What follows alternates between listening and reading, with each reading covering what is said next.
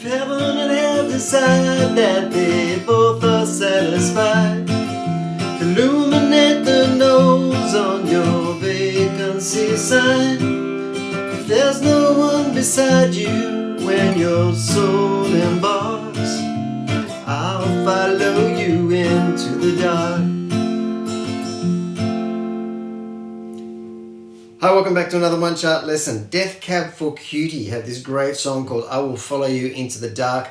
I want to do a lesson for it today because it teaches you a really great thing about strumming, and I'm going to get you to do finger strumming today. You can absolutely do this with a pick, but it really suits this song to play it with your fingers and to do it the way I was just doing it then, which is working your thumb on the bass note and alternating the bass note on some of the chords, and I'll show you when in a moment. And using your fingers in a kind of just a gentle flicking out motion, not necessarily an up and down thing with your arm, but a gentle flicking out motion and back again, like that, with your fingers to do the strumming. Now, the way that really works is to back off and do it really gently and really lightly, and you can get better control over it that way as well, which goes for a lot of your strumming techniques. If you back off and do it more lightly, you will get more control and you'll find it easier, and then you can build up and strum it more firmly and loudly after that.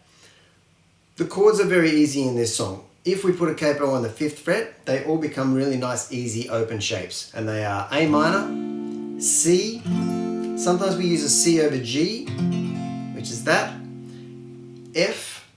Now, you can play an F like that, but most of the time in the song, they're using an F bar chord, and the reason why I know that is because if you listen closely to the bass note, you'll hear this F instead of that F. It's a lower F. Then we change that F to an F minor, and you do that by just lifting your second finger off the G string. If you're playing your F like that, it's the same thing. You lift your second finger off the G string, but you're going to make sure your first finger is covering that 1st fret G string along with the other 2 strings. So then we also have a G. We walk down from an A minor through a G, but you can actually just do it by adding a G note with your pinky there, or with your 3rd finger, which turns it into an A minor 7 over G. But either way, it works really well in this song. The important part is you go from A to G and you get that A, G bass note movement going down to the F. And I think that's about it for the chords. And an E, there's an E in there as well. So the strumming, let's get into the strumming, because now that you know the chords, there are really 2 sections to the song. There's the intro, which is the same as the chorus, and there's the verses. Now the intro goes, or the chorus I'll call it, because it's A minor, and see what I'm doing there with that strumming. So you lead with the bass note on your thumb, the open A string, and then you do that. So you do a down strum with your fingers, just flicking out gently, and then up, down, up. So thumb, down, up, thumb, down, up, 1 and 2 and 3 and 4 and 1 and 2 and 3 and 4 and 1 and 2 and 3 and 4. If you can get that, that follows the rhythm all the way through the song. Then the chords are A minor, C, F, then we do C, and there's another little walk down here. We do C, then we move our bass note down from the C on the 3rd fret to the B on the 2nd fret. Now, if you do it with your 2nd finger by moving across from the D string like that, the official name for this chord would be a C major 9 over B.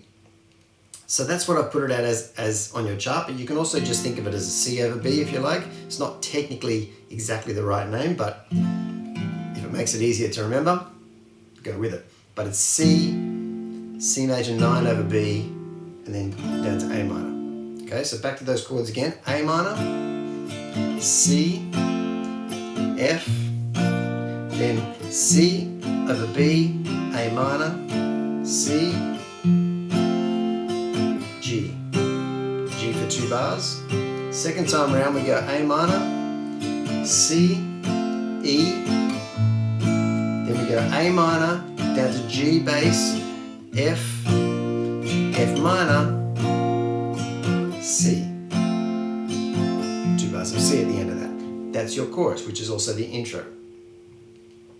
The verse chord pattern is pretty simple as well. It's very similar, but it starts on C. There's Floyd in the background trying to get in on screen again. Shush. Please. Thank you. For the verses, not the chorus or the intro, but for the verses, where we start on the C, it's actually a C over G. So that lets us alternate the bass with our thumb from C, G, C, G. Then we go down to the A minor, and we do the same thing with the A minor, even though I haven't put it as an A minor over E on your chart. In the verses, on the A minor, alternate your bass between the A string and the E string. Right? So it goes like this. Love of mine, someday you will die, then I'll be close behind. When you get to the F, just stay on that low F on your E string. Don't alternate anything.